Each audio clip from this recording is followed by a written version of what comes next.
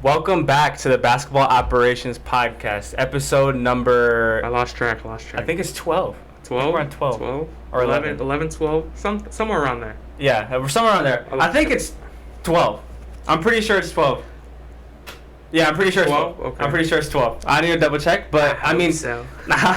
That's how far we've come. I've just forgotten how much... 3 months? How many? 2 months? 2 months? 2.5? Since beginning of June. So... Yeah, all of July. All of July. So all of June, all of July. So yeah, 2 months and a half. That's good. That's good for us. So before we start, obviously I'd like to apologize for not, for being gone for so long, because we didn't do last Thursday, and then you guys had to wait like a week and a half. I had to take care of stuff. It happens.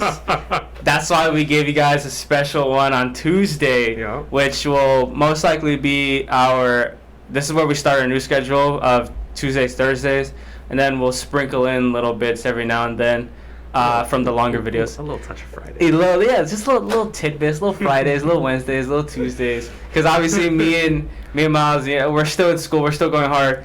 So, since we're starting school, it's going to be a little difficult, but we're going to make it, because obviously we still want to continue this. Yeah. So yeah, I started school today. I had to get up at 8 in the morning. That sucks. It did suck.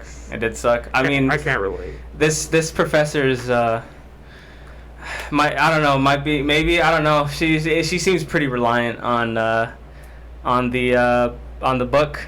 So one of those professors. Ooh. Pretty reliant on the book and like the online homework. So, but the good thing is it's coding, and there's always like YouTube videos on it. There's always I don't mess with that stuff. Yeah, there is other stuff. I didn't know it was gonna be about coding. I looked at the syllabus on like the day before, so yesterday, and it was just like, you're gonna be learning about coding. I'm not a math guy, so. It's not math. Coding is computers. Same thing, man.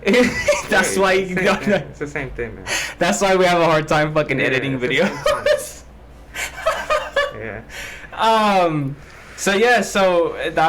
What about you, Miles? What have you been up to this week? Nothing much, working, scooping ice cream. Scooping ice cream. Hey, man. Yeah, so I need to open up my own ice cream shop. That's what I need to do. I wouldn't mind that. Hey, yeah, pretty much same old, getting ready to head back to school in about a couple days. Right? So, summer's over. Yeah. Nothing much to do. NFL's coming back. I'm excited about NFL. that. Obviously NBA is coming back. NBA. I mean, I don't know who I am without the NBA. It's kind of weird because, especially with the shortened season last year, or not shortened season, but like kind of condensed season. Oh, it was shortened. They played 72 instead of 82. Yeah, they played 72 instead of 82. It was like very condensed, and like we found out that the next opening day is going to be October 19th, which is literally like in a month, which is kind of crazy. They want to get the schedule back. Yeah, they want to get the regular one before COVID. But like to me, I don't know. It's just I don't really feel like it's a good idea. I feel like it's better to have opening day on Christmas. That'd be cool. Because like it's one is a holiday, so and then you have. It's like something to look forward to with Christmas. Oh, Christmas here? Yeah. NBA's back too. Right, and then like you have NBA guys like me and Miles that like expect. That it's like a double holiday. You have Christmas, and then you have opening day, and then to go turn on the TV and like have the opening day being Lakers Nets, which is gonna be this, and what's the other one? It's gonna be another one. It's like Bucks. It's Hawks and Knicks rematch from the playoffs. Yeah, you got the for opening day or Christmas. Oh, I think meant Christmas. No, for opening day. I think it's Bucks and Nets, isn't it? And then the Lakers got the Christmas game with the Nets. Oh, hold on. Let me check. Yeah, check that out. I'm pretty sure. Oh, okay. Oh, yeah. Okay, so Nets Bucks, right, for opening day, and Warriors Lakers. So obviously those are like two kind of like staples. So it's a rematch. Marquee matchups. Yeah, marquee matches. It like especially with Clay coming back is gonna be very exciting. Like I don't know, it just makes sense. All the stars always come out, and so Christmas just makes sense. It like. Kind of almost two incentives to play. One being opening day, and then two for Christmas for these guys. So I mean, I don't know. I don't mind. I don't mind it. I'll take basketball anyway. Yeah, I like it. But October 19th was basically what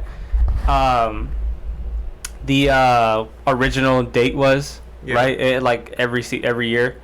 So I mean, Nets Bucks, that's gonna be a good game. Warriors Lakers gonna be a good game. Yeah, rematch of the play-in, and then the rematch of the second round. Yeah, and the play-in was a fun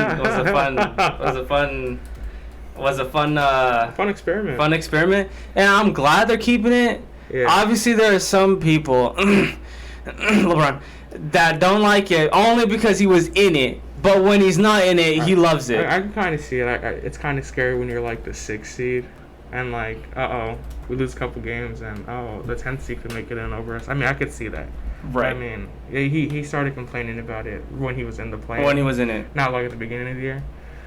I mean, I like it. It makes it fun. It makes the end of the season matter, which is what was desperately needed for like a decade, because it was just like, okay. Once the 8 spots got filled, it was just. It's like okay, I'm just gonna sit my stars. It's fine. We gotta wait 2 weeks for the playoffs. Yeah, but now that you're a 10th seed, it opens up a lot of opportunities for like these kind of younger guys who are like just made it in the 10th seed too. Like the Hornets. Yeah. You know, they almost found the run to the playoffs. Yeah. Somehow. I mean, yeah. So they got in the play, and obviously Gordon Hayward wasn't there when when they wanted to, because I kind of gave up on the team. But I mean, it's just it's always fun. Yeah. It's a fun. It's just fun games. It's 4 games. Well, 6 technically, but it's just fun games because it lets you know that the end of the season does matter for these guys, and like they don't have incentives to just. It's a little appetizer for the playoffs. Right, to just like load manage, and like again the same thing. This kind of. It's not the same, but it almost resembles like the wild card in baseball. Yeah, yeah. So like it kind of gives you like just quick hitters before like the real playoff bracket starts. Yeah. So I'm glad they're bringing it back. We'll see what other rule changes there might be, because Adam Silver has also hinted at other. The other big one was the offensive fouls. They're gonna start calling. Yeah. Offensive players leaning into defenders and getting free throw calls. Which will be. I mean, after watching Olympic basketball, yeah, I liked it. You like it, right? I wish they brought that rule from the Olympics where you could smack it off the rim. Oh, if it's still like hanging? That's pretty cool. That one's a good one. I mean, but then again, we kind of repeat, like Rudy Gobert already averages 3. I mean, it takes a lot of energy just to like keep jumping up. It's true. Rudy would average 7. And be depoy for the next like 6 years. This dude, Mike Toby was eating him up. Okay, so I found the Christmas games. It's Hawks Knicks, which is a rematch of the first round, which is going to be a good series considering, good game considering Kemba is now on the team. Kemba's now on the team. The Hawks got new rookies. I don't know how I feel about that game. Really? I think it's going to be a good game. I feel like they should give Jokic a game. Right, that was the big thing. Obviously, like it's the first time in a while. Well, they made that the first game, like the Hawks. Yeah, I mean, he needs one. They didn't even Jokic needs one. They didn't even give him an opening night game. No. So it's like, damn. That's how we're treating MVP. Well, yeah, because again, it's the European bias, and it's the white thing. Maybe it's because Jamal Murray's not there. I think maybe. I think the MVP should, right, but it's the European and like white thing. Like again, like there's no way a white guy can be the best player in the league. Like Luka, like that's what I'm saying. Like we're just so reluctant. Yeah. And it's the same thing in baseball. Like it's been right, like Dominicans and Puerto Ricans, Latinos, and then like obviously white guys. But then like you have Shohei Ohtani who just hit 40 home runs yesterday, and it's just like. We're kind of accepting, but yet we're still making stupid racist jokes about him. So like, and like just like completely like overviewing, like just like we're witnessing greatness, but it's just like, eh.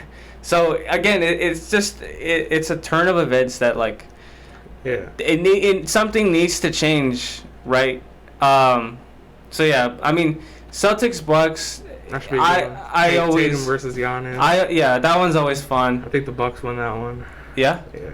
I think the Bucks win that one. I mean, who knows? It's like, again, it's a regular season game. Like, who knows? But Warriors Suns, that's a good one. That'll probably be Booker versus Curry. It could be a potential playoff matchup. I can't wait for the Kevin Looney and DeAndre Ayton matchup.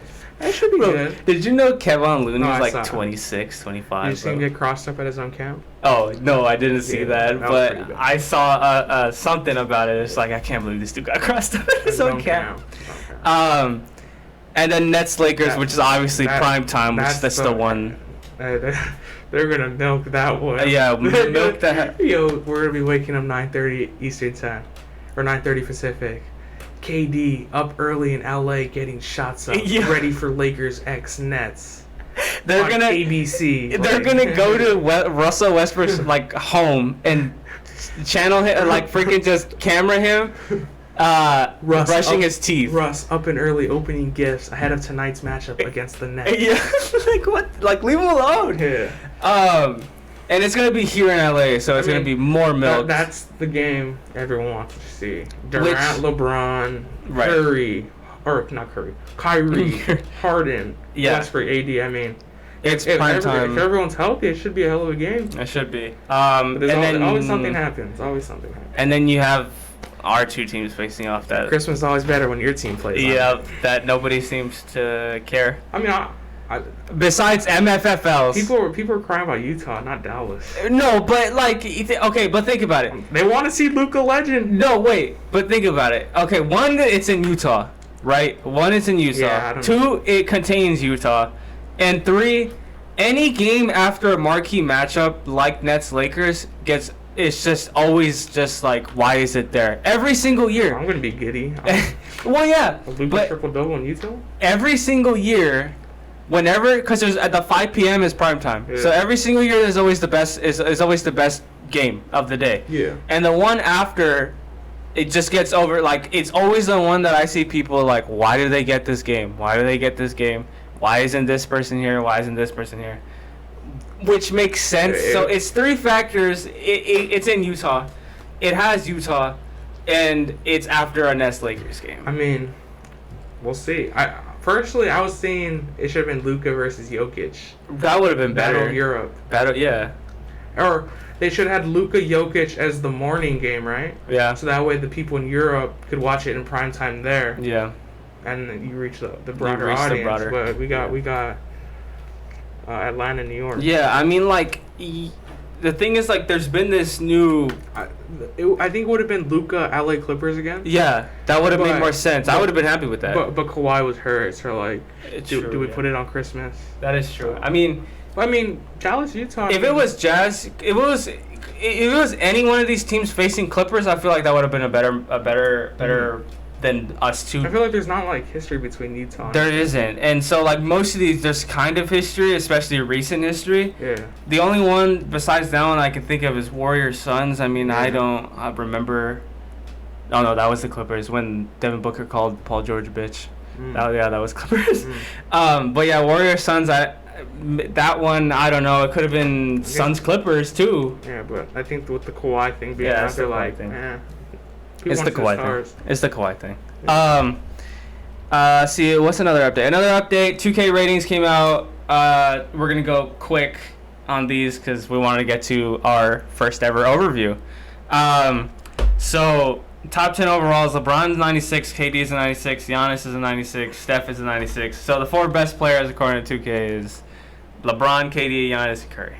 That's interesting. That doesn't make any sense to me. Why is not the cover star?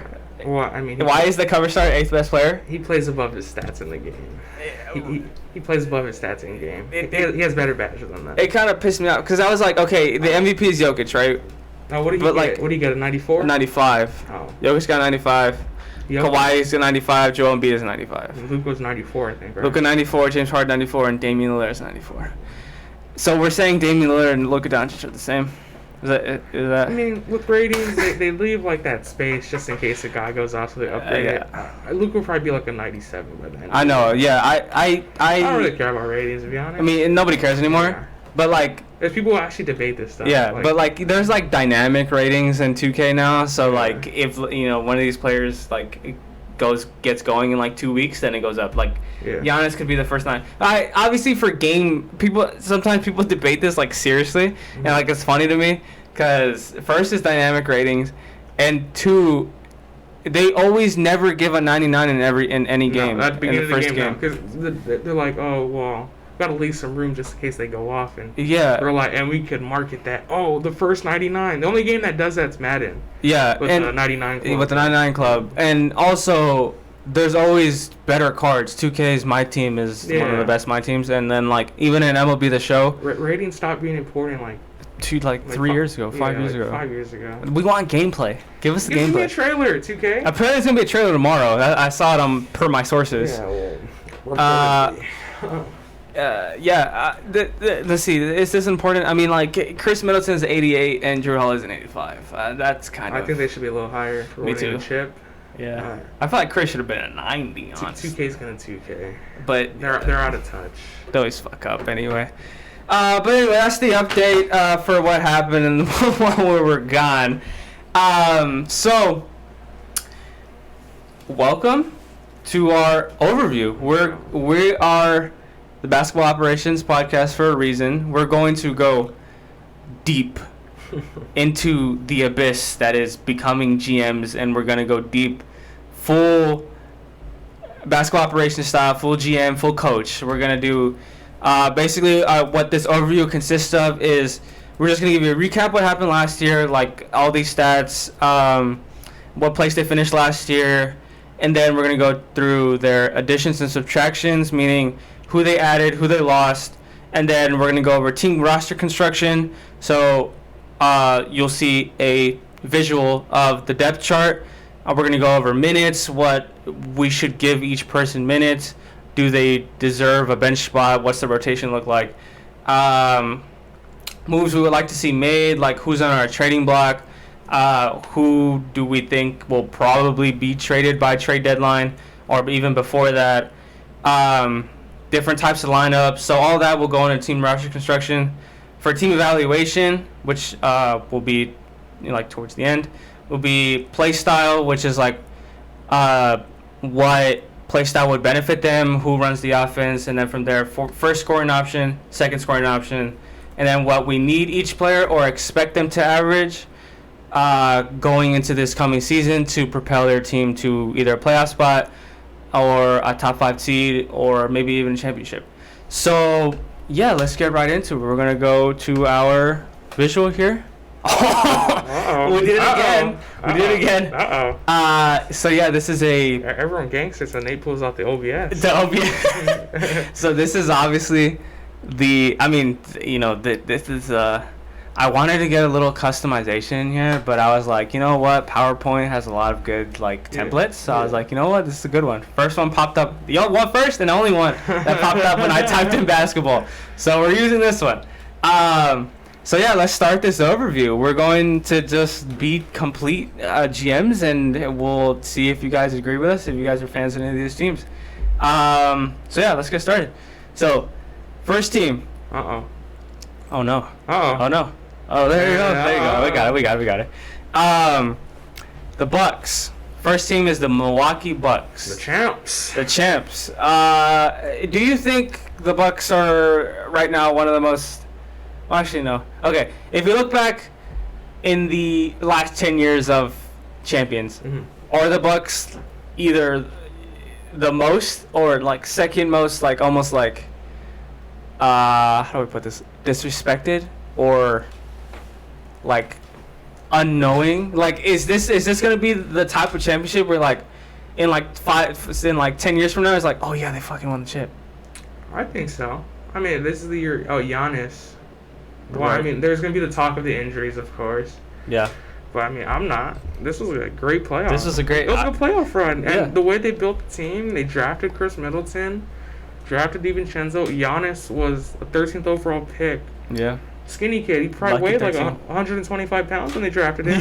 Yeah. Turns into who he becomes. MVP, 2-time MVP. Yeah. I mean, I hope people don't forget about it. I mean, I hope so. I hope so. I hope not either. I mean, for me, in the last 10 years... I mean, the Spurs, no one really brings the Spurs up for winning. Well, for me, it's like ranking last 10 years of like most like, okay, they won a championship. It's probably like the Raptors in 2019. That's Spurs, and then probably like in the overall public, the Bucks would probably come third, and then obviously like all those Warriors and the Cavs and the Heat. Those like everybody remembers, but like this one, the Raptors, and the Spurs will probably be the most. The like, only reason I could see why, like for like the regular fan, it's like Milwaukee's not like a huge like city, so it's like Milwaukee won. Yeah, it's like ew. like that's what I'm saying. Like 10 years from now, Giannis is like gonna be what 36. Yeah. Chris Middleton is gonna be 37. Drew Holiday's probably not gonna be there anymore. Yeah. Dante DiVincenzo is gonna be MVP. Like don't. Don't put that out into the universe. Hey man, Big Ragu, he's coming. He's coming back. Simulation break of DiVincenzo. I ran the simulation yesterday. He came third in MVP voting. So obviously, what they placed last year, they were the champions. We know they went through. I mean, they finished the season 46-26. Yeah. As a third seed. Yeah. So I mean, they weren't even the top seed in the conference. No, that's what I'm saying. Like, I really like this year. I really like this upcoming year. There's a lot of teams, that, like, for sure, there's good 10 teams in each conference that you would put in either obviously the play-in tournament or the playoffs, and so like it's just where they end up is always the question. Like the Bucks, like considering there's so many good teams in the East now, like they could even be like fourth again. Yeah, third. Yeah. Third could be third again or fourth, but it's not because they're not good. Just because there's so many good teams that somebody has to lose at some point. Yeah. So, addition, subtraction, so we'll just go on to the next one. So obviously they added Bobby Portis, Rodney Hood, Semi Ojeleye, and now Grayson Allen in, a trade? A trade with Memphis. A trade with Memphis, and they also got back George Hill. And they only lost Bryn Forbes and PJ Tucker, which... So, Bryn Forbes, right? Yeah. I thought he was going to be a major contributor in the playoff run. He got most of his run during the regular season. Mm-hmm. So he played like 70 games. He was one of their best three-point shooters. But come playoff time, I mean, he really didn't get the minutes. He only played in the Miami series, I think. Yeah. Like down the stretch, as the playoff series got tighter, I mean, they couldn't play him. He couldn't play defense. Yeah. PJ Tucker, probably the best move they made that last year in the buyout market. Mm-hmm. Provided solid defense. Yeah. His offense never really got going in Milwaukee, I'll say that. So, I don't think they're losing sleep over losing Bryn Forbes. I'd say losing PJ Tucker was more like... Yeah. I mean, it's devastating, but like the guys they bring in, like Rodney Hood and Semi Ojeleye and Grayson Allen, they kind of brought in like three guys to kind of fill like that PJ role. Yeah, the energy, like intensity. Like Bobby Portis, obviously we saw this championship run. He proved himself. Got the intensity thing down. Mm-hmm. It will probably be a better defender. Yeah. Not PJ Tucker, because obviously Bobby is like 3 inches taller, so he's not going to be able to move. That's what they lose with PJ Tucker. Like they lost their KD defender. Yeah, because PJ Tucker, again, he's 6'6", but he's like a 6'6", can guard everyone. He's built like a tree, dude. Yeah, like, he can guard 1 through 5, and it's kind of like one of the more he's one of the most like. And that's where his value was, being able to guard anyone they threw. Like, and he's one of the most like underrated defenders, considering that are we just forgetting that he was playing center for the Rockets 2 years ago? So I mean, obviously you lose defensively, you lose sleep over this. Bryn Forbes, I will be replaced with this Rodney Hood and Grayson Allen or George Hill. George Hill. Yeah, they're all three of them are great 3-point shooters. I feel like George Hill alone would make up, because George Hill offers more playmaking than Bryn Forbes. It's just the 3-point shooting. Yeah, and so obviously that was that was mainly the question for the Bucks in the championship run, was 3-point shooting, because they didn't really shoot the 3 that well. Grayson Allen shoots 40, so they got him in. Ojale is another big body that was like PJ Tucker, who could. Semi Ojale is literally Thanasis, but like it's the same player. And then Rodney Hood is another good wing who gives you good height. I think that create his own shot too. Yeah, I'm telling you, Rodney Hood is going to be. Yeah, I mean he can't shoot the three that well. Like he offers another like playmaking option off the bounce. Yeah, I have a lot of faith in Rodney Hood. That's a steal right there. Yeah, $2 million. This guy could maybe average like 10, a nice 10. I don't think they got worse. No. Milwaukee. No. Do I think they get significantly better? No. No, but they're like on the they moved the needle a little bit. Yeah, they're on the uphill trend with this. So I do think they're better. Mm-hmm. They're better. They're better with the role players that they have. Yeah, because they got deeper a little. Yeah, you bring in 5 guys and only lose 2. Like anytime that happens, usually it's like it's pretty much like you either stay the same or get a little better. I haven't seen it where you gain 5 guys and you lose 2 and you get way worse. I've never seen that before. For the most part, they got their core back. DiVincenzo's coming back. DiVincenzo's coming back. So Love that. I mean, they won without DiVincenzo. Now he's coming back. Right? And you add more solid depth behind your main guys. I kind of like what they did. Yeah. Sneaky offseason by Milwaukee. Sneaky. So, we're going to go back here to the depth chart. So, you're starting Drew Holiday, obviously. So, the main core, it's staying the same. Yeah. Drew, Dante, Chris, Giannis, and Brook. Yeah. So, all those minutes are staying the same, for sure. Like, Drew's getting, like, what, 20? I put Giannis at 34. Yeah, Giannis getting 34. Middleton at 33. Yeah. Drew around there at 33, 34. Yeah. Brook at 28. Yeah. Dante, 25, 28. Yeah, Pat, 22. Yeah. So Bobby, 24. Yeah. And, you see, the thing is, my question is that you bring in basically... Of the 5 new additions, you bring in 4 guys, right? Yeah. There is no power forward or center depth that's actually like a big body. Yeah. Like Mamadi Diakite is not. He's too skinny. Your backup center. Jordan Nwora is not a center. He's not big enough. So like that area, the power forward center area, scares me a little bit because there is no like significant like rim protector coming off the bench. Like Bobby Portis is not going to do that for you. Obviously, Diakite's not. They proved that in the playoffs. So like when Brooks sat, immediately, all right, let's go Giannis at the 5. Yeah. And it's when Giannis was out, okay, let's bring Bobby at the 5. We could space out a little bit more. And I know they'll figure it out because obviously Budenholzer is like one of the best regular season coaches ever. Mm-hmm. So I mean, they'll figure it out for the power forward center spot.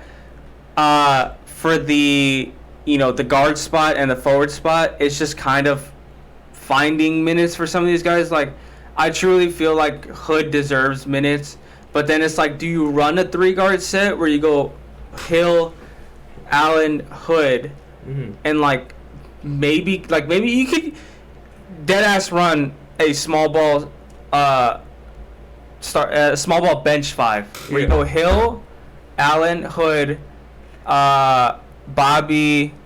Oh no. You go Hill, Allen, Hood, Connaughton, and Bobby at the 5. Like that could be maybe like a unit we see one time, or you could probably run like if you want to go all 3-point shooting, you go Hill, Grayson, Chris, Bobby, and then Giannis at the 5.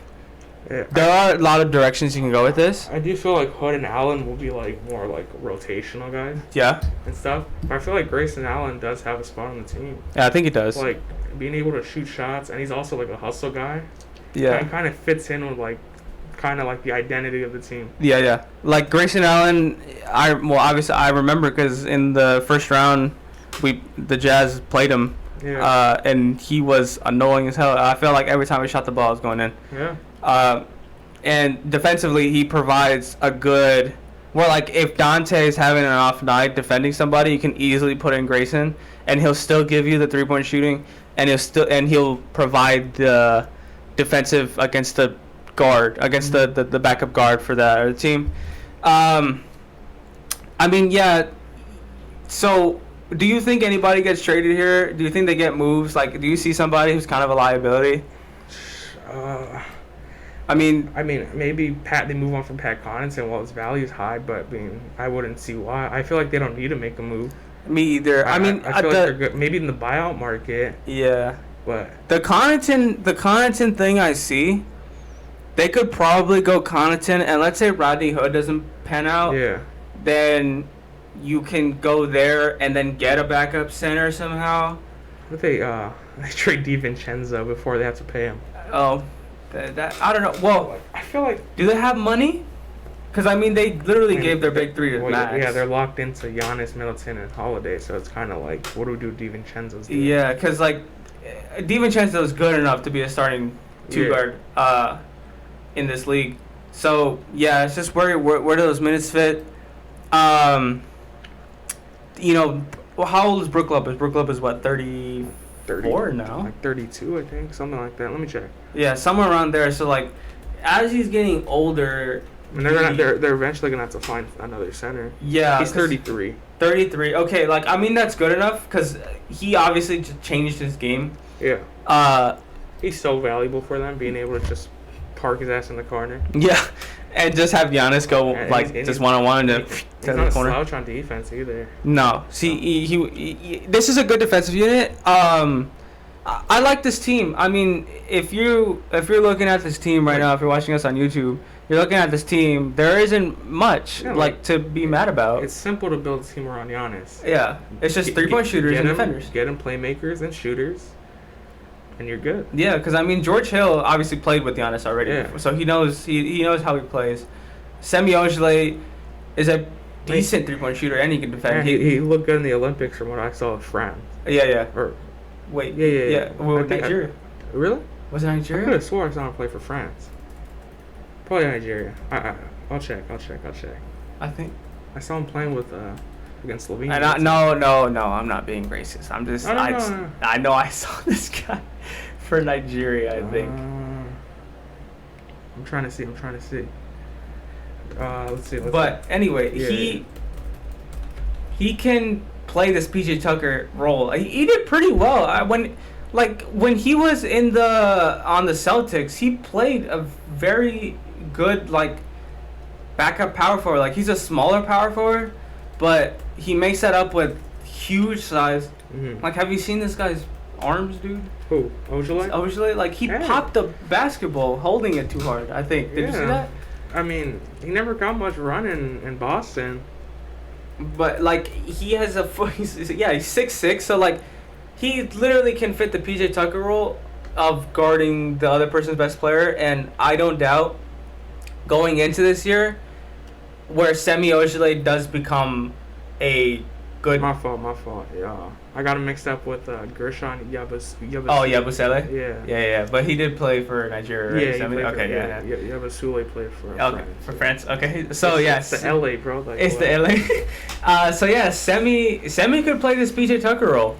I don't doubt if he gets a good 10 minutes whenever obviously he needs more experience, so I wouldn't doubt he gets the minutes. I hope he gets the minutes going into this season to guard better players. That way he's used to it come playoff time.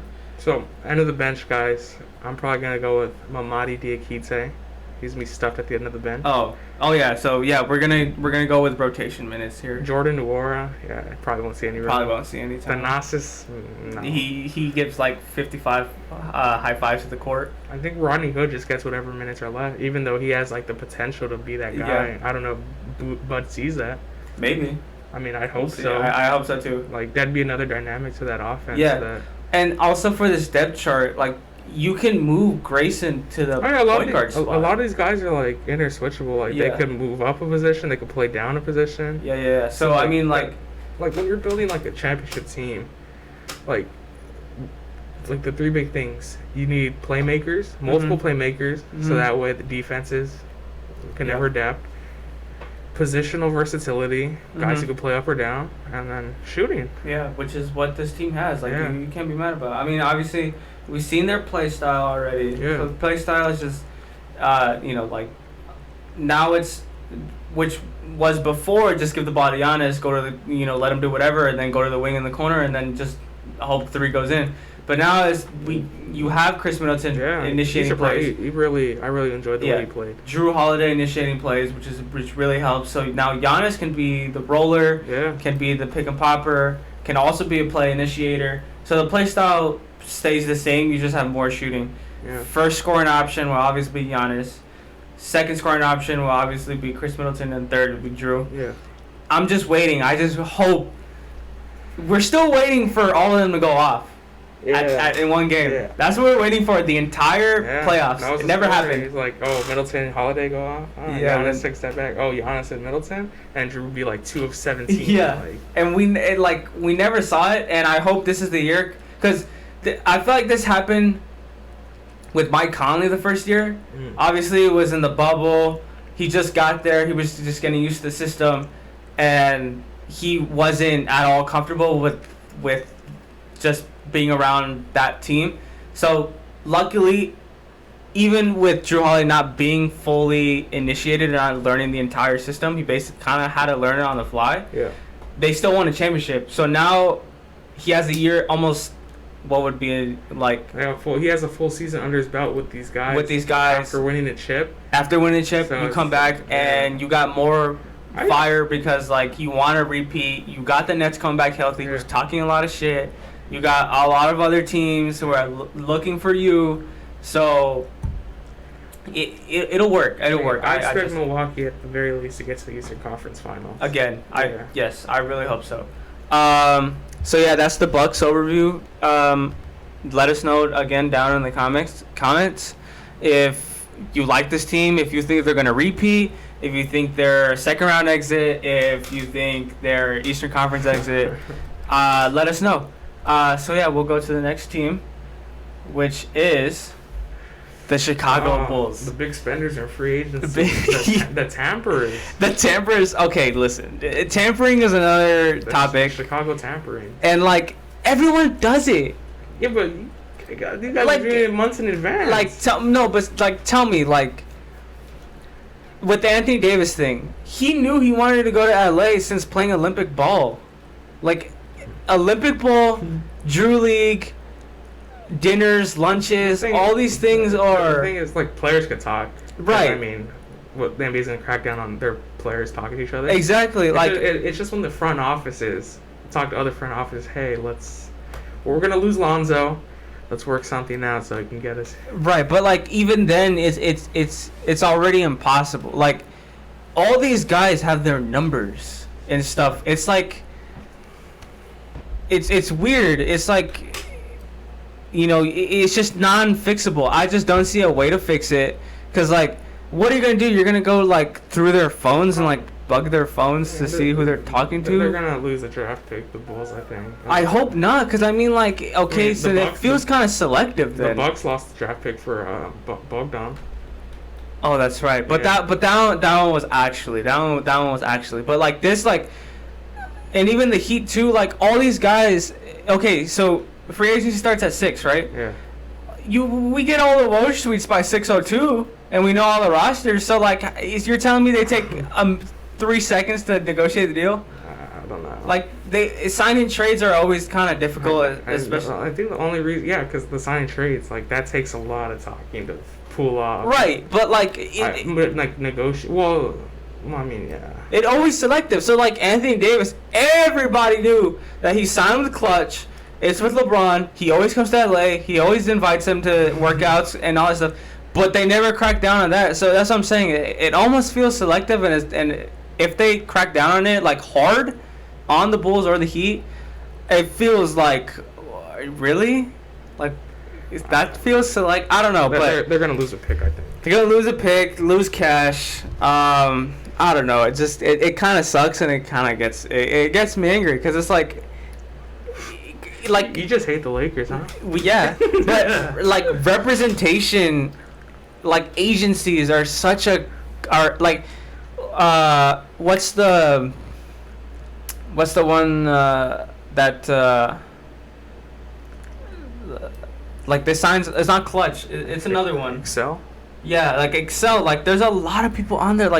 Mikey Williams was Excel, right? Yeah. Okay, you don't think there are some players that already have Mikey's number? Of course. I mean, they just keep it on the down low. Right, exactly. It's just this stuff gets out, you know? Like yeah, sometimes. so, like, it's just who keeps it under wraps. But then at the same time, it's like... You have trustworthy people around you or else... Right, but, like, everybody does it. So it's not cheating. It's just that, like, okay, like, everybody does it. It's just you got to find a way to, like, okay, like, Luka... I know for a fact he recruits. No, he doesn't. Because you think he hit up Reggie Bullock? Hey, bro. But I know he hit up Kawhi at one point. No, dude. He had to. Luka doesn't talk to these guys. I promise you. It's all the European guys don't talk to Kawhi. He only like Jokic is not talking to Kawhi. They only talk amongst each other. Like Luka's tampering right now. Was tampering with Goran. Okay. Oh no! It is when he signed his contract extension. Interviewer said, "Oh, are there any plans to get Goran?" And Luka said, "Oh, if I speak on it, we're gonna get fined." So, yeah. But Goran is literally there taking pictures of Luka at his like Mark Cuban. Right. So there's the international aspect again, Olympic ball, and agencies. So like it's just never gonna end. It's just Luka's not talking to DeMar. Like he doesn't. I swear, no one talks to Luka. Like I swear to God. No one talks to this guy. Really? Yeah. That's what Luka has to. You know what it is? Luka has to get the vocabulary. It's only the Europeans. Luka has to get the slang. Like Giannis is cool with him. He got my man now, so maybe that helps a little bit. I heard he's good. His girlfriend's good friends with Zach LaVine's girlfriend. So. You see what I'm saying? So Zach might be coming next year.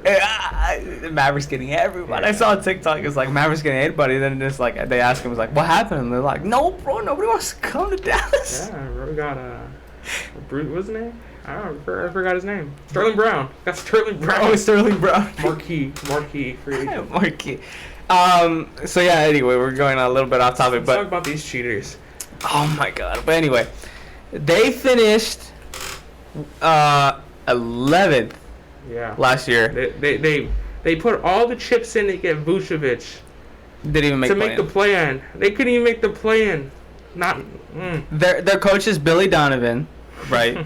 Which Billy Donovan is kind of. Job. He's okay, but like he's all right. But like he hasn't really done anything. No, I mean he did with OKC, but I think that was mainly KD and then Chris Paul. Yeah, like that was mainly them. But he does like the good thing is about him, which we'll get into a little bit later, is that he likes running 3-guard sets. Yeah. But we'll worry about that when we get to the depth chart. So I like this team. They obviously got Lonzo on a sign and trade, which is getting investigated. DeMar DeRozan, who signed from free agency. No. Yeah, free agency. They kept Zach LaVine. Sign and trade, I guess. They sent like. Yeah, they sent. Fruit community. Sign and trade. They kept Zach. Obviously, Patrick Williams is still there on his rookie contract.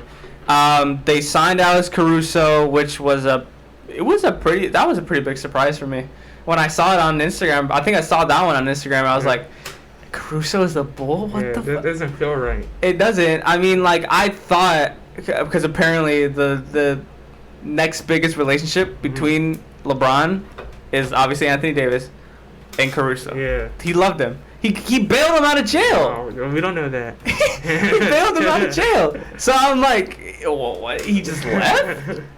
So that was a big surprise to me. I like it, but it was just a really big surprise to me. They obviously added Ayo from the draft, which I like. I like Ayo. So if we look over... One of the things here, though, with like their additions, so they paid a big money for Lonzo, right? Yeah. I mean, do we know? We've seen that he's improved the 3-point shot, shooting about 40% now, which is amazing for what his shot was when he came in. Yeah. Does he have the ability to like facilitate in the half court? Like he hasn't proven that. They turned him into a corner sitter. The good thing is though, is that can we trust him? Like the good thing is though, he doesn't have to, because he got two other guys. Yeah. Because now you have DeMar. But that was his thing. Like he was always saying, oh, like the system wasn't for Alonzo in New York. But like, what system? You get me? Like, is the system for him a Giannis system? Like you give him the ball and get out the way type thing, or like is he like? Because obviously he's not. He's not getting to the rim. No, he doesn't like getting to the rim. Like I think he's like he's a phenomenal passer. Yeah, he sucks at getting to the rim. Like he's not a good finisher on the rim. Mm-hmm. So, like him coming off down, like it's just almost kind of like a dream. Him coming off a pick and roll, off Vucevic. You have Vucevic there. You have DeMar who can set a down screen for Zach LaVine coming around the back. So you got 4 options coming off the screen. Vooch in the pick. You take it yourself. DeMar at Dunker's mid-range spot, and Zach LaVine coming off the 3 behind you on the top of the key. Like, this is the right system for him. A lot of options. Because there's a lot of options, and with him in New Orleans, I mean, there was the same options, but there's just no 3-point shooting. Stan Van Gundy. Yeah, but here you have 3-point shooting. And I know Billy saw what Stan Van Gundy did and is going to learn from it because obviously DeMar can run an offense. Yeah. I mean, he's not going to shoot the 3-ball, DeMar. No, but he did it in San Antonio. He averaged a career high in assists last year. Like, 9.5 for... He was like 8, 7, 8. Yeah, so, yeah, he was top 5 in assists last year. Yeah, which is obviously nothing on the Spurs. And the Spurs, they had... Who did they have? Keldon Johnson. Yeah, so with these options, like, he doesn't have to be the play initiator the entire time, and Zach LaVine can also shot create for Zach LaVine people. Was an all-star. I'm excited for what he does following his all-star season. Exactly. He did pretty good last year. Yeah, and then you have like all obviously you have the 4 options that I named, and then obviously we can't forget the 5th, which is Patrick Williams. I think he's gonna have a step up next year. Yeah, who improved 3-point shooting. Exactly, and you have him sit in the corner. Yeah, and he'll guard the other team's best player. You have Lonzo guarding the other team's point guard. DeMar can funnel to Vucevic. Yeah, I mean he's not the greatest defender, but no. I think the only teams that cannot handle, or that the Bulls cannot handle defensively, would probably be like obviously the Nets. A lot of teams can't handle them. Oh yeah, like just like teams that are bigger than them. Yeah. I would say are people are not, because like even then if you think about it, the Bulls. Let's just go back to the depth chart. I was gonna bring it up like that. That's the concern. Like starting lineup, like on paper, right? Yeah. And like potential wise, probably one of the better ones in the league. Yeah. Just off of names like Vucevic, All-Star center. On paper, yeah. LaVine, All-Star. Patrick Williams, upcoming 2-way player. Lonzo, potential All-Star. And DeMar, former All-Star. Mm-hmm. And then you get to the bench and it's like the front court, no front. Tony Bradley's your backup center. Yeah. Lauri Markkanen's not coming back. No. You get Caruso. Kobe White's a decent point guard off the bench.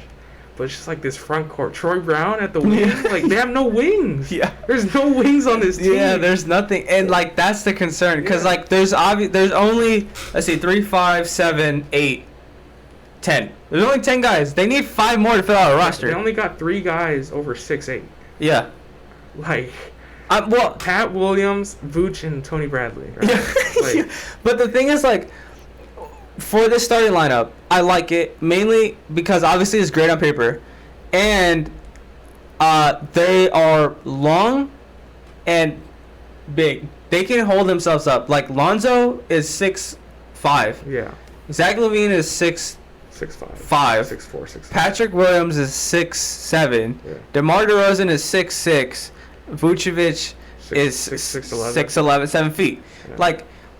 I like this. The only teams that will give them like any trouble is those that are bigger than them in the power forward and the center spot. Sixers Nuggets, with Embiid, Nuggets, Jokic, the Lakers, Bucks. But that's what I'm saying. Which one constant? Who's guarding Giannis on this team? Exactly. One constant is power forward. Yeah. Who's behind DeMar? So, the thing is, Lauri Markkanen, obviously, he already said he doesn't want to come back. What? He signed with the Hornets already. No, he didn't. He didn't? No, he hasn't signed yet. Oh, I thought he did. So, there's the thing. Mavericks are interested in Lowry, but the Bulls want to sign and trade. And the report was it was going to be Lowry for Maxi Kleber. Maxi Kleber fits on this team. Yeah, he does. 6'10", shoot the ball. That would have made a lot more sense. And he's not a slouch on defense. So, he'd fill out that 4 role if they were to do the trade. I love Maxey. Yeah, I like Maxey too. He's a good. I remember under the radar. Yeah, I remember when it was Dallas Bucks, like they faced each other during the regular season. Yeah. Cleveland did a really good job of keeping Giannis in front of him. I remember he kind of gave Giannis trouble last year. Because he's mobile for his height. Yeah. So, I mean, you put him here and he fills out your 4 role behind DeMar. Yeah. And so, again, with what I said earlier, going back to it, Billy Donovan likes running 3-guard sets. Mm-hmm. So, at some point, let's say DeMar's on the bench, right? You put Patrick at the 4. You keep Vooch at the 5. And now point guard, shooting guard, small forward. You bring in like Kobe White. You bring in you can go all offense. Lonzo, Kobe, Zach. You can go all defense. Where now you put Patrick back in the small forward. You go Lonzo, Caruso, Patrick. You can even put DeMar at one of those guard spots too. Yeah, you can now put DeMar there as well. You could Levine goes off the bench. Lonzo, DeMar, Troy Brown Jr. Like this is where it starts getting like the backup. It's just they're so thin at front court. So yeah, like Tony Bradley is gonna get worked. He is. He can't switch. The depth. Is this called a depth chart? Yeah. There's no depth. Yeah. It's just chart. Yeah, it's just a chart. This is just a chart. Like Ayo is not gonna do much. Do you think Ayo gets minutes? Considering unless Billy Donovan's playing 40 chess and he has Alex Caruso at the 4. Oh. And Don Sumu's Ayo is the backup. Just a 4-guard set. Is the backup too. Caruso can play the 4. So I highly doubt that. I'm pretty sure they're not done yet making moves. They have Tyler Bay on a 2-way. Yeah. He used to be a Maverick. Yeah. That's the only reason I know. I mean, he's long, 6'7", Sean Marion type build, but I don't think he's NBA ready. Yeah, they're not like obviously. There's a lot of free agents left on the board. Paul Millsap's out there. Yeah, that's what I'm saying. I mean, he fill in real nice at the 4. And Paul Millsap makes sense. There are actually a lot of decent 4s and 5s out there on the free agent. Luke Cornett over Tony Bradley. Fucking Luke Cornett, yeah.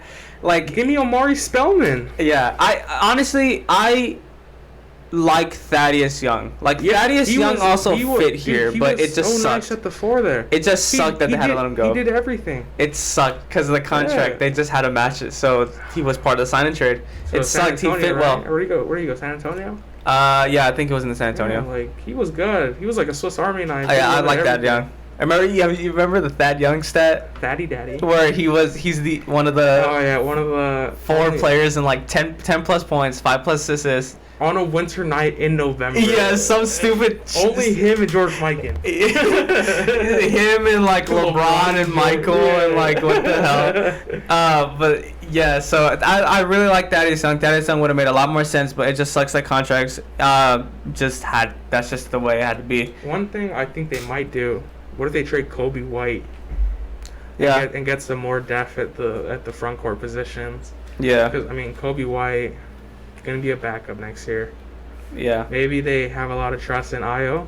Maybe. But yeah, if there's anybody who would probably be on the trade block or looking to be moved, it's got to be Kobe. It's Kobe because Caruso you can't trade him because of signed. Yeah. You can't because he's signed, so you can't trade him.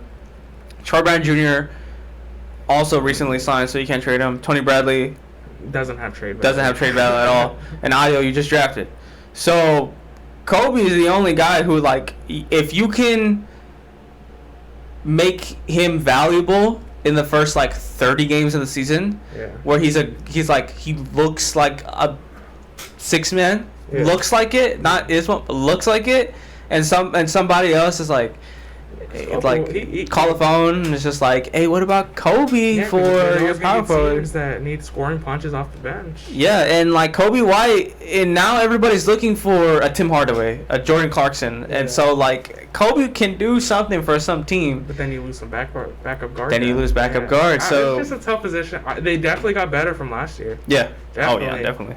But is this team sustainable to make a run? Yeah. With, what they have right now? Even then, the only team similar to this would where you look on paper and it's damn, it's obviously the Bucks and the Nets. But even at that, for them being so good, They still have bench depth, and that's what separates them. I think the Bulls this next year, their ceiling's second round playoff appearance. Yeah. But the floor, it has to be like at least Playing. like the play-in. If they don't make play-in, like then they massively. This just sucks. They just wasted a lot of money. Yeah, this just sucks. If they don't make play-in, like if they don't make the play-in. Because this is Zach LaVine. Zach's last year, right? Yeah, he hasn't so signed, he's gone. He hasn't signed the extension. No, because they wasted a bunch of this money on. I mean, this offseason, they showed, hey, look, you're our star. We want to build around you.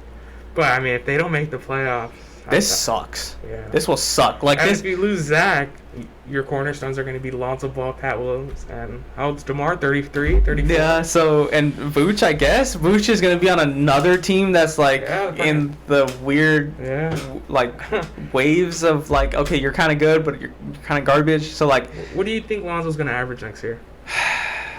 In this offense? 14. Yeah.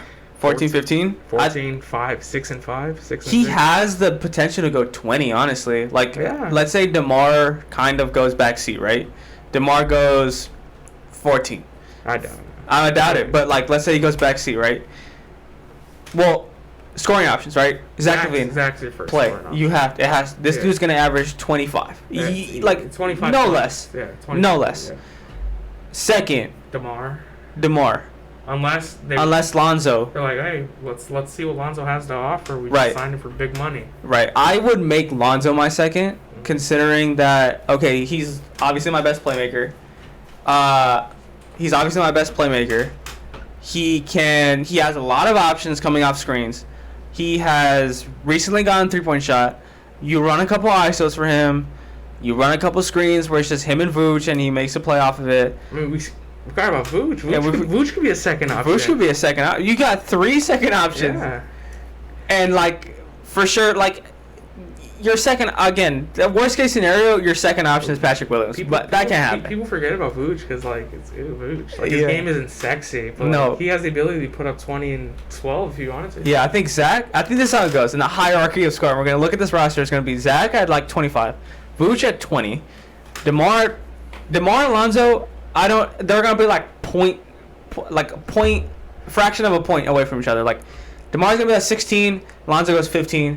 Patrick takes the jump, maybe he goes 15 too, or 12. I mean, if they wanted to let Lonzo run loose, he could easily average like 18, 7, and 7. Yeah, like, there's a lot of playmaking here too. The assist is going to be, like, Lonzo literally has the potential in this to have a 20-20 game, a 20-point, 20-assist game. And then Zach LaVine goes off for like 40 in the same game. And one thing, I want to bring up, I mean, Lonzo's always played with like legit like lob threat. Yeah. So like, is Pat Williams that for him now, or who is it? I mean, Zach LaVine off. Nah, they're not running 2 guards. I mean, they could.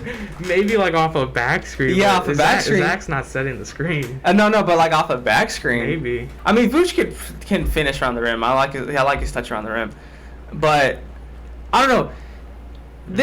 It's almost like, okay, we'll go to minutes, right? Like, is this so good of a team and so bad of depth that you give your starting 5, like... Everyone plays 30? Everyone plays 30. Is this how it works? And then Caruso gets, like, 15. Kobe gets, like, 20. There's no way Tony Bradley is their fucking... Like, Tony Bradley is probably going to get 15. I hope he's not their backup center. I hope they make another move. I hope so, too, but he's going to get 10 starting the season. 10 or 12, somewhere around there. Troy Brown Jr. is going to get 15 because there's nobody. I mean, Troy Brown Jr. is about to win 6 Man of the Year. Troy Brown Jr. can shoot. Just off being able to play 22 minutes. Yeah, Troy Brown can shoot too. But yeah, like it's just that it's so good. Starting 5-wise, that like I feel like your only choice is for all of them to play 30. I think that's your only choice. But then, like, you do that for 82 games, it's like... It's a lot. Yeah, it's like, oh, well, we're burnt out, coach. Right. Playoffs. And then... they already have their 8-man rotation that you run in the playoffs, so it's like... Yeah, so, like, I don't know. They're in a very weird spot right now. Yeah. The play style is going to be interesting because it's like you want to give touches to Vooch in the post. You want to give DeMar touches in the post. You want to get Zach ISO. I need to see how this plays out. I want to see it too. And then if Patrick Williams, because Patrick Williams go crazy in the summer league, he had like a 30-point game, I think. He's good. I like him. So this is gonna be an interesting offense. Interesting offense. I don't even know what to do, and we're the basketball operations. I don't even know what to do. It's just how you play out. Yeah, I mean, Kobe White, Caruso are going to be the first two off the bench. Yeah, and then Troy Brown's going to stagger minutes at the 3 and the 4. Yeah, but they're definitely not done making moves. They can't be. I really hope they're not. But like at the moment, like this is what we got to work with. I'm gonna call fucking Billy Donovan myself to tell him, it's just like, you better not be done, bro. No, Kenny Beecham is gonna be so angry if this is the depth chart by. Nah, he's still happy they got DeMar and Lonzo. Okay, so he's on a high. He's on a high. All right, keep him happy. As long as Kenny's happy, I'm happy. All right, so next team, the Indiana Pacers, who is also a really good team. Yeah. Again, looking at the starting five: Brogdon, solid. Karis LeVert, solid. T.J. Warren. Bubble Jordan. Yeah, dropped what, 60 in the bubble? Oh, 50, something like that. Bubble Jordan. Sabonis, all-star. Sabonis and Miles Turner, deep boy. Dude, this is solid. It's just across the board, it's just solid. It's solid. Nice. And they have the bench depth, too. Yeah. T.J. McConnell. The little Rottweiler. I love T.J. McConnell. Justin Holiday can shoot that ball. Jeremy Lamb, who I think, I forgot to put him in here, gets replaced by Chris Duarte. But even then, like, just having Jeremy Lamb as another, like... Oh, yeah, another shooter. O'Shea Brissett. Killed in the G League bubble or G League playoffs. Oh, yeah. I do remember that. He was nice. Yeah, and then also they have Isaiah Jackson now, who will probably fit this power forward / center position. I think it takes Goga. Yeah, I think it takes Goga. I think they gave up on Goga. I think they're done with Goga. Like, he had this... Obviously, we all remember that one picture of all the media going to talk to Zion, and then he's, like, alone looking at him. But, I mean, like, he just... there's just no minutes on this team now, I guess. But... I like what I'm saying here. They finished... 9th, right? Like, they barely missed out on the playoffs? No, didn't they win their playing tournament? Oh, they beat the Hornets. They beat the Hornets, and then they had to play... The Celtics, wasn't it? Or who did they... The Celtics... No, the Wizards were in the... Yeah, they played the Wizards. The Wizards beat the Celtics, right? The Wizards? No, the Celtics. The Celtics beat the Wizards playoffs this year? Yeah, right? I think so. Yeah. What? No. Oh. They were in the playing against the Wizards. I know that. And then. No. Yeah. The Wizards lost. Celtics were in the playoffs. They lost to the Nets first round. Okay, so it was Wizards, Pacers, and then... Wizards, Celtics made the playoffs, I think, right? Yeah, because the Wizards were an 8 seed. Pacers just missed out. Because they lost to the Wizards in the last play-on spot for the 8th spot. Okay, so they finished... 9. They just missed out because they lost in the second play-in game to the Wizards, who the Wizards took 8th spot to play the Sixers. Okay, that's how it goes. Yeah. So, again, this is a solid team. If we look at their additions... it's Torrey Craig. It's just Torrey Craig. I like it a lot. Obviously, they're going to use that line. He's not in the depth chart because they're going to use the line. They're going to use like Torrey Craig brings championship experience to this roster, which he does. Like what? 2 times technically, because Bucks and Suns. So he's double the championship experience. And then the rookies, Chris and Isaiah Jackson. Yeah. Subtractions. They didn't really lose nobody. No one's going to talk about the Pacers because it's Indiana, right? Because it's Indiana. But, I mean, if they start making some noise, I could easily... They could slide in anywhere from the 4 to the 6 seed. Yeah. I mean, they were like the 4 seed for most of last season until, like... Injuries and COVID and all that stuff. They didn't get a full year of T.J. Warren. He got hurt before the season. They didn't get a full year of Karis. Yeah, because he got traded, and then also his life-saving trade, really. Miles Turner was injured most of the season. It was just Brogdon and Sabonis, and even then Brogdon was like playing half injured, and they still just missed out. I think it was a close game. I think they only lost like, oh no, they got blown out. Never mind, they got blown out by the Wizards. But it's solid. Like, and then I mean, we also got to bring in the new coach. Rick Carlisle. which I've said it. I'll say it again. The ultimate floor raiser. Yeah. So anywhere they finished last year, I mean, they automatically. Yeah, they have a lot of depth. They have, depending on what you count. Rick literally has, like, I know Rick got to coach Luka, but like, this is probably one of the deepest teams he's ever gotten, other than the 2011 team. Yeah, this team is solid, and like depends on where you put most of these players, like whether you consider them a guard or a forward or whatever. You have 3 positions that at least have 3 guys. Like the point guard position, if you count Karras a point guard, he could play that point guard. But if you count Karras as a shooting guard, He's a 2, then you have 3 guys there. Small forward is the only kind of place. I mean, Edmund Sumner can play the small forward. I mean, I wouldn't be surprised if, like, Chris Duarte plays small forward gets too. started small forward over T.J. Warren midseason, or if T.J. Warren gets moved. Oh, yeah. Because, like, they drafted Chris Duarte because they liked him. He's the most ready guy. Yeah, I think. Yeah. I mean, the most realistic, I think, that me and you know is that he's gonna be the small forward coming off the bench, or like it's going to be where we see this 5, the first 2 out. I mean, first 2 in will be TJ and Chris. Yeah. That's probably the first 2 in. We'll see him at the scorer's table as soon as like the next timeout is called. So those 2 he's gonna get for sure valuable minutes. TJ, like them 2 together defensively is gonna be really good. Offensively, TJ McConnell's like every time this dude puts up a mid-range shot, I feel like the falling away mid-range, that shit's going in. Yeah, he hits a fall away midi in your mouth, and then he's picking you up 94 and jumping at your knees. It's crazy. And Chris is a knockdown 3-point shooter. Like, this dude did everything. There was a Pacers game, summer league game, where this dude had like 29 and 8 or something like that. Like 40% from the field. I saw the guy volleyball spot a shot into like row 8. Like, so crazy. Yeah, I love him. He's one of my favorite rookies in this draft class. Prototypical 3D. Yeah. And he's 24. He's ready. I like him. So obviously you have. We haven't even talked about the All-Star. Yeah. Sabonis. Big Sabonis. Big Sabonis. Like, so underrated. You have a for sure 9-man rotation in regular season. Obviously the starting 5: TJ, Chris, Justin Holiday, Jeremy Lamb. Maybe we see Isaiah Jackson minutes. They pretty much have a good, like their second unit. TJ, Justin, Chris, Isaiah Jackson, or Shea Brissett. Like that's a good enough lineup to keep you in games. It definitely beats other teams' second units. So when your starters come back in, it's like, oh. Yeah. You know what I see this Pacers team as? I see this Pacers team as like not better, but like a 2.0 version, I guess, of the old Pacers team, the like Paul George, David West team. Because like, if you think about it, solid guys. Yeah, like if you think about it, George Hill, Brogdon, right? Solid.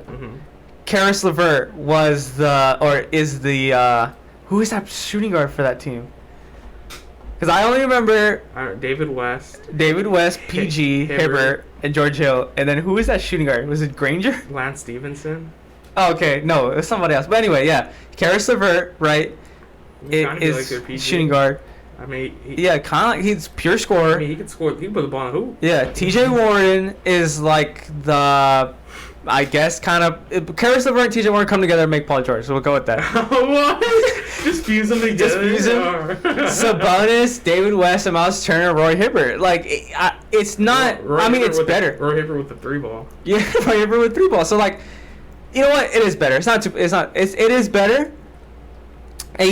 But it's the same concept of like an all-star of Sabonis or before Paul George, and then just around him solid guys, and then even off the bench is solid guys.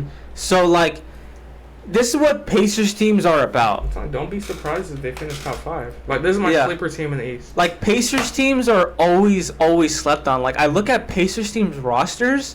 If you look at Pacers team rosters for like the last 10 years, they're like 8 seasons where like, dude, that's solid on paper. Yeah. Like, even the Pacers team that played the Victor Oladipo Pacers, Bojan Bogdanovic, Oladipo, Sabonis, Turner, I forgot where the point guard was that year, but those were, it's just solid. Indiana is always solid, and lucky. They're kind of lucky that it's in the Eastern Conference, Yeah. but it's still solid.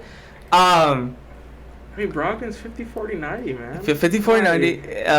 Roy, Rookie of the Year. Sabonis giving you 20, 24, and 12. Yeah. On good efficiency. Turner sending back like 3 shots a night. Yeah. Like minutes. Okay, minutes. That's hard. I mean, like Sabonis is getting 30. Yeah. 30 something. Miles Turner, 20. Can he stay healthy? Yeah, is also a question too. That's always been the big if. Like, he's always hurt. Yeah, 25 or more. 27. Yeah, T.J. Warren. We'll see. I mean, depends if he's healthy too. It's kind of like a bad foot injury. So. Yeah, Karras. I hope he stays healthy too. 30. I think this is the year Karras takes that takes the extra step. Yeah, because like he was their return in that trade with the Nets. Yeah. I like Karras. I really like Karras. I really hope he ends up being like this full-on scorer guard. He has the potential of averaging 25. Yeah. Like he's 6'7". Yeah. I mean, yeah. At the end of the day, like, and then Brogdon is going to get. Brogdon's just as steady as it gets. Yeah, 20, 25. 25, 30. Scores the ball, facilitates, makes free throws, and he plays defense. He was the perfect point guard for Giannis. Yeah, perfect. So, but I mean, you know what's funny is that like, if you think about it, Brogdon and Drew Holiday are kind of the same player. If you think about it, yeah. If you think about it, it's kind of the same mold. They're Brogdon and Drew Holiday are cut from the same cloth. Yeah. They're cut from the same cloth. So like, you know, it's just solid guys. Can you figure out a way to find a play style that fits all of them? Yeah. Because the good thing is Miles Turner is not a post-up guy. Yeah. Which is a good thing. He's just a lob threat guy, set screen guy. He can also go to the corner now. Yeah. T.J. Warren and Karras scores. Brogdon. I like this team. I don't know what else. You got to get Sabonis the post touches. But yeah. You could also work in the pick and roll. And he can shoot the 3. Isaiah Jackson. There's your vertical spacing. Catching oops. Yep. So they have a mix of everything. Yeah, I like it. A mix of everything. I solid. I feel like the Pacers. They're gonna surprise some people. Yeah, the Pacers right now are better than the Bulls. Weirdly enough. Just weirdly based enough. off like the depth. Just on depth. Weirdly enough. Okay, so Nets, Bucks, right? Top 2 for sure. Pacers. You got the Sixers. Would definitely fall. Boston's not up there, are they? No. Not with Schroeder. Atlanta, you got Atlanta. That's what I'm saying. Like, this is what I was saying earlier. There's so many good teams. Yeah. So many good teams. Charlotte can make that jump too. That like somebody has to lose. Yeah. And like Big Koo, Superstar Koo said he's gonna take the Wizards to the first seed. Yeah, right? So hell no. So Indiana okay, floor. Honestly, floor 3. 3rd seed. Floor or ceiling? I mean ceiling. I say ceiling 4. I think they can go 3 weirdly enough. Yeah. I don't know. I mean, you got the Heater there too. Oh yeah, the Heat are there. Floor. So ceiling 3rd seed for me. Ceiling is 4th seed for you. Floor. 10, 9. Okay, because there's so many teams like. That's true. And because look at barring injuries. Yeah. If everyone in the starting lineup is injured, they're going like 11. Hypothetically, if they stay healthy, the floor is at least making the playoffs. Like 7, you have to. You have to. So I mean, okay, who is your first scoring option in this case? Karras LeVert. No. Is it Karras? I think it's DeMontis. Really? Yeah, like they still feed him in the post. They still get him some work at the rim. Okay. I mean, he has a soft touch around there. I mean, his dad was Arvidas. Yeah, and your second is Karras. And your third is TJ. Really? I think it's TJ. I mean, sure it was the bubble. This dude finessed us all being bubble Jordan and everything. But like this dude can still put the buck in there. Yeah, he can put the hoop, he's a ball in the bucket. Year removed from the foot injury. Yeah. I think Brogdon might be your third. Yeah. It's solid everywhere. I mean, are you gonna be angry that T.J. Warren's your 4th option? Hell no. No. And when you got Miles Turner too. Yeah. A lot of different ways they could work around, like work defense. Yeah, I think 4 of these guys, Brogdon, Karras, TJ and DeMontis are going over 15 points per game for sure. Maybe. All of them. Miles, maybe. 12, If there's 15. if there's one starting five, let me look at my. If there's one starting five where every player can average above 15, I think it's this one. Besides the Bulls, I think it's this one. This is a starting lineup where I think every single starting five. You don't think Carmelo's averaging 15? Oh, we'll get to the Lakers later. Well, not later today, but like on a different episode. that one would be fun. So yeah, just solid. It's just a solid team. New coach. Over under 45 wins. Over under 45. They won 34 last year. And they still made a play, and that's they were 34 and 38 this year. Right. That's how bad the East was last year. We'll go over. Yeah, it has 47, to be over. 48. Maybe 50. I think they're a 50-win team. I think they got it. I think they're a 50-win team. Again, I'd like this. I really like this because like everybody says regular season doesn't matter, but like there's so many good teams out that I feel like it does. Yeah. I mean, I always knew it does. No, it does because the plan. Yeah, I always knew it did. I don't talk to people that don't care about the regular season, but like they or that say the regular season don't matter. Yeah. I don't talk to people like that, but this season really matters because it's like every game matters, considering that there's so many good teams in your conference. Every game matters. Yeah. So, I hope one losing streak, you're not making the playoffs. No, health is most important for this team. That's what it comes down to is health. Honestly, it's just health and whether Rick Carlisle can find the right system for all his players. He definitely will. Rick Carlisle does the most will last. All right. Next team. I'm confident in it. Third team. Oh, we forgot about Torrey Craig too. And the Dutch I mean, he's kind of like a rotational piece. But I like him too. He's a good defender. He's all right. He'll be like the KD defender whenever they play Nets. Yeah, like guard the biggest wing. Yeah. All right, next team, the Cavs. Seems interesting. Did you see the Jared Allen quote? Man, if we speed up the process, we might be a good 4th, 5th seed. That's in like 2 years. That's so depressing. It's so depressing. Just looking at this, Isaac Okoro is your 3. Yeah. Come on. This is not good. This is not good. Yeah. Okay, they finished, 13th last year, I think? Yeah, so, ever since LeBron left them in 2018, they've been going to fucking right? shit. They've been kind of, what they've always been without LeBron, just a dumpster fire. Just dumpster fire. They take Colin Sexton, they get Garland the next year, they get Okoro the next year, and then they luck into number 3. Number 3. With Mobley. And Evan Mobley falls in their lap. I'm so glad they didn't take a guard. Which is... People were touting Evan Mobley as like the next front court star. AD, Chris Bosh type. Which, he has the potential. We didn't see it in Summer League, but it's not fair to rate guys. About Summer League. But put him next to Jared Allen, I like it. Yeah, it's just the 3 guards. Like someone's got to get moved. Yeah. And I'll get into that one. Yeah. So addition subtractions, right? It's just Jared Allen just came back, and then Ricky that's Rubio. it. And Ricky Rubio. Yeah, another guard. And they didn't really lose anybody. I think they lost Taurean Prince. Oh yeah, they lost him in the trade. And that's about it. But Taurean Prince was like, okay, who cares? Yeah. But anyway, team roster construction. How do you rate this construction? I don't like it. I don't like it. I've never liked it. I've never been a fan of Sexland. Colin Sexton has the ball in his hands a lot. Yep.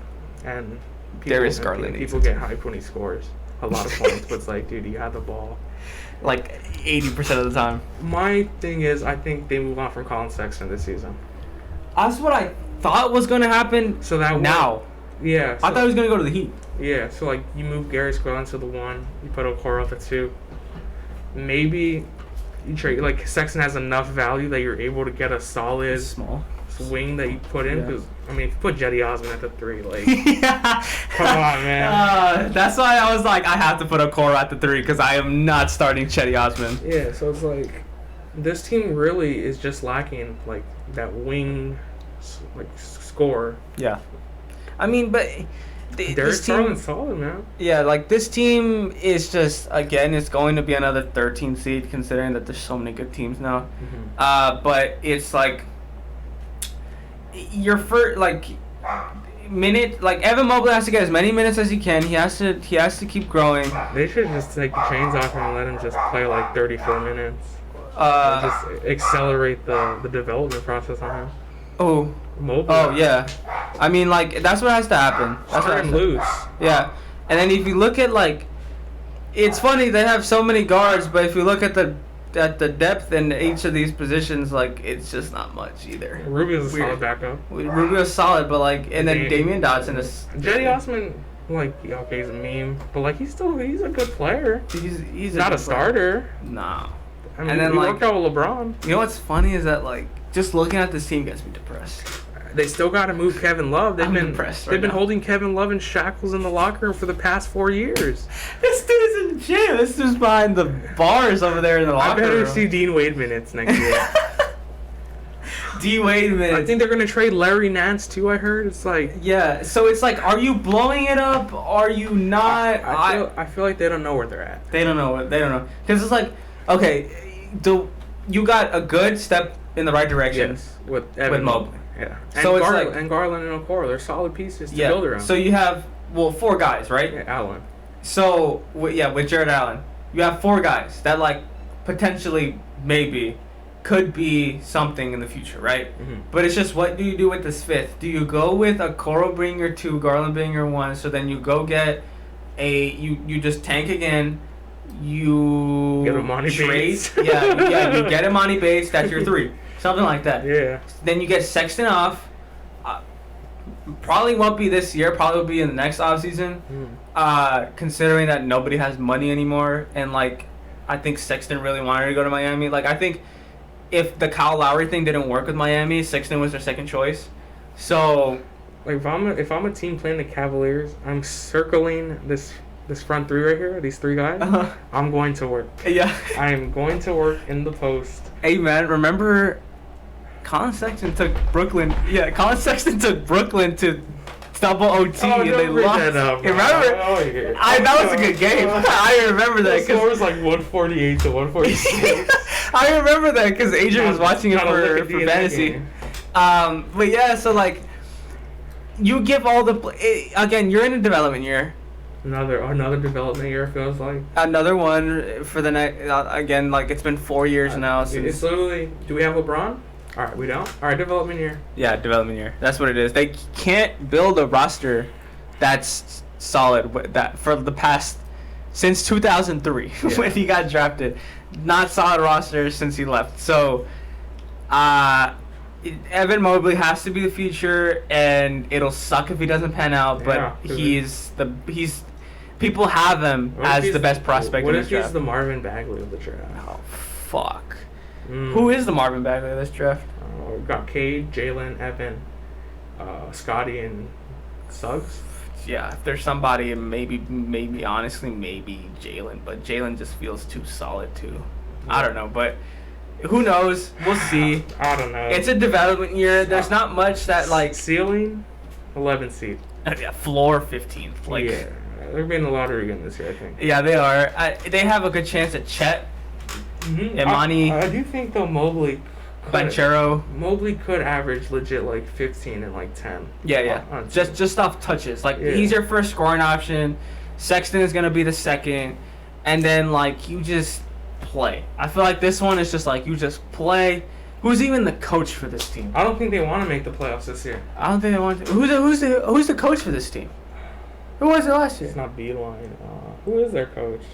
I think Is it JB Bickerstaff still? I thought it was. That's what I was going to say. That's the name that was in my head. Who is their coach? Let's see. I think it's Bickerstaff. Yeah, JB Bickerstaff. Yeah, okay, that's the name I had in my head, but I wasn't sure. But yeah, Bickerstaff.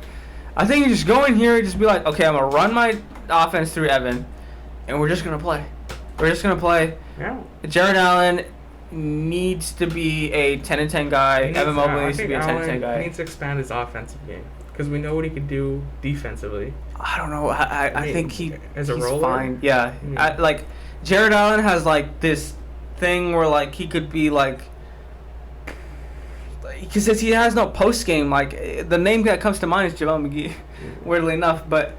Cause you're paying a lot of money for a guy to be like JaVale McGee. Yeah, but like Jared Allen, I trust Jared Allen. I love Jared Allen. I loved him when he was with the Nets. With him and the Karras duo coming off the bench, I really liked it. But it's just a play thing. Like if there's two guys to be moved that are on my trade block, it would probably be Sexton and Nance and Kevin Love. Yeah. You just have those three guys could be something somewhere. Yeah. And you get a good, a good guy. Kevin Love is dying to get bought out and go to LA. I know he wants to leave, but he's from LA. Yeah, so he's like, UCLA. Please buy me out. His UCLA teammate is there in Westbrook. But knowing the Cavs, they're still bitter over LeBron, so they would never. They were not gonna help LeBron. Yeah, right. But like, so this is weird. This one's like a development year. Like, how much can we say? We can't say much. But you also got to take into account, is Garland going to take the next step? I mean, he was solid this past year. They're all solid. Like, does he take another step further? And like, I don't know, dude. I just don't know where they're going. Yeah, I don't know where they're going. It's just not enough pieces for us to fully evaluate this team correctly. Where our eyes are just on Evan Mobley, and that's what this team is going to be. It's just like the only reason why Cavs is going to be in your mouth, like the Cavs name is going to be in your mouth, is because of Evan Mobley.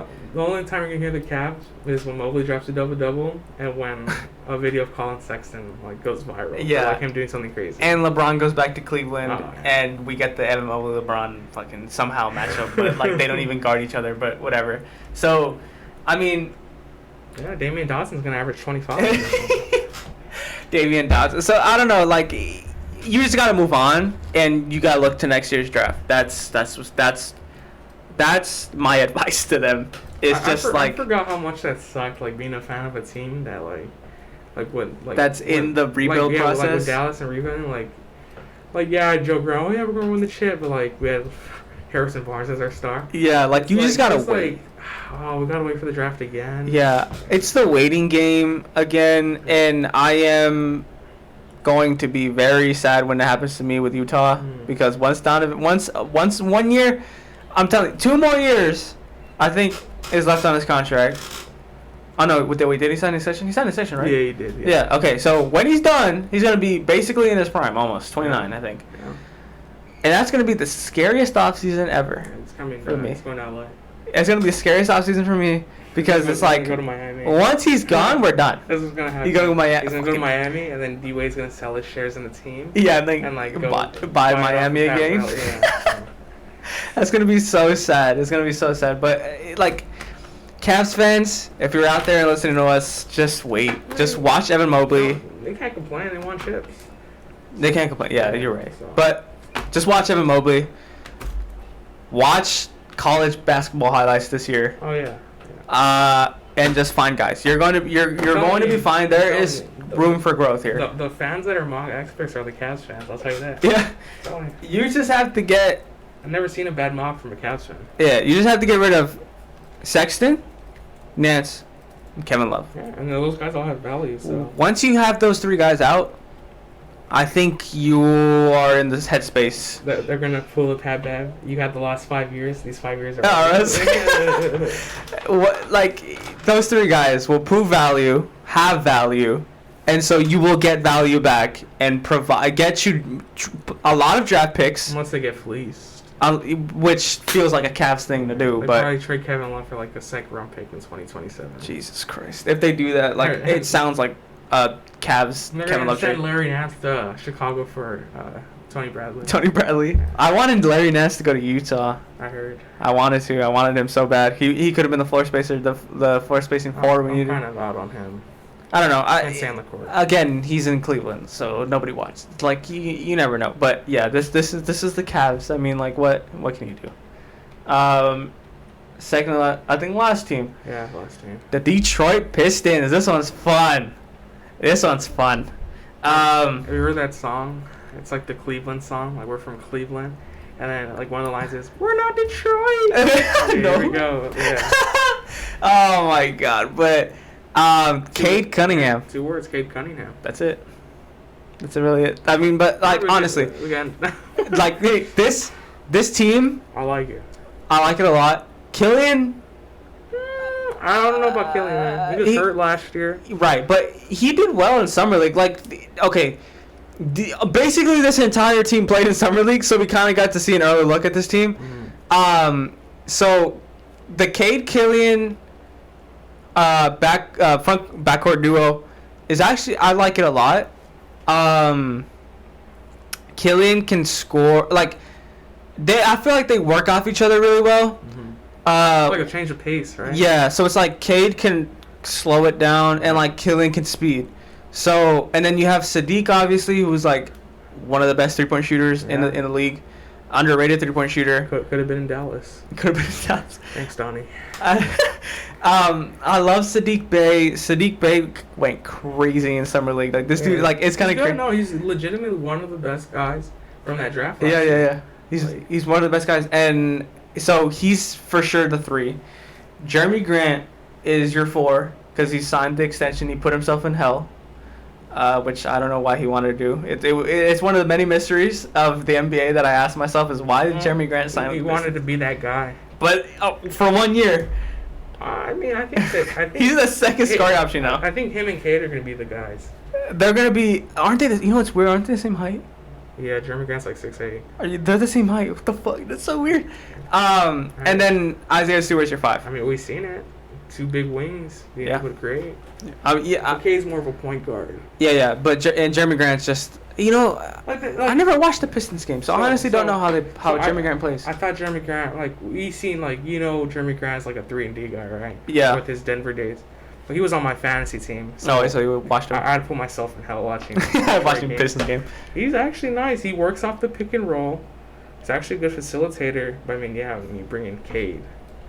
But he's definitely not just a 3-and-D guy. No. Like pull-ups, off the dribble. Jeremy Grant's story arc is very interesting. Yeah. He's one of the few guys that I've seen actually go from 3-and-D to just number 1 scoring option. Makes you wonder very quickly. Makes you wonder how many of these 3-and-D guys if they were actually unlocked can actually have the potential because they already have 2 of the most important tools in the game: 3-point shot and defense. Yeah. If you unlock them and can they actually play? Yeah, can Dodo put the ball on the floor? Can Dodo? No. I saw a video of him. She was shooting step back. I got me excited. Mikal Bridges, Mikal Bridges 3-and-D. That too. Obviously I saw a lot of Suns games because Utah was out, so I had to watch somebody. So I watched Suns games, and this dude could put the ball on the floor. He can't create as much, but he can put the ball on the floor, take 3 dribbles, and then just pull up with his little mid range. And he even says it himself, it's a very underrated part of his game, and I like that part of his game. The only kind of question with this team is basically the bench. I think Olenek starts. You think Olenek starts? Yeah, you got Isaiah Stewart starting? Yeah, I had him starting just because I think he's a little more solid, and Kelly Olenek feels like. I think they'll play the same amount of minutes. Yeah, I think Kelly will provide the spacing, the pick and pop option with Cade. Yeah, where it's it's a new look every time he comes in, and then Isaiah Stewart gives it the vertical spacing. Yeah. So it's new look every time we switch him out. I like what they did getting Kelly. Yeah, and Luka Garza might even play it too. Yeah, I think Luka will. I mean, he signed a 2-way, but he has a chance to who knows? There's some league and then come up and get some minutes. Yeah. Seku's good. I love Seku. Josh Jackson showed that he'll accept a role off the bench, and he did pretty good in it last year. He wasn't bad. He was actually pretty decent because I got to watch him with. Yeah. But think about this. Look at this team, right? Is their ceiling with Cade playing with this bench? I don't think they're making the playoffs this year. No, not 10 seed. 11-12. They might squeak. Who knows? They might squeak in. But the thing is, it's so hard for Detroit, and the same thing with Cleveland to make moves because it's 20-52 last year. 20-52 for the Pistons. I think they go. The Raptors got worse. Oh yeah. They finished 12. Okay. The Bulls got better. They were 11. Hornets, they look pretty good. They got better. Pacers got better. Wizards are kind of. Wizards are on the same thing with Pistons, I think. Celtics. Yeah. So I'm putting Detroit with Orlando, Cleveland. Toronto. You know what's funny? Detroit could win 35 games and be like a 14 seed. That's kind of funny. I mean, no, but like with the you name teams that didn't make playoffs and they got better. Yeah. So like Detroit could win 30 some games, but still be like a 13 seed. And then the teams that made the playoffs also got better. Yeah. So they're in a weird spot right now. It's the same thing with Cleveland. It's like you got these guys, right?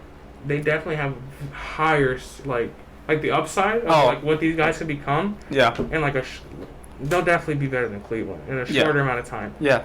Got Cade Cunningham. He might be the next generational guy. Who knows? I mean, they've crowned this guy the first pick like 2 years ago.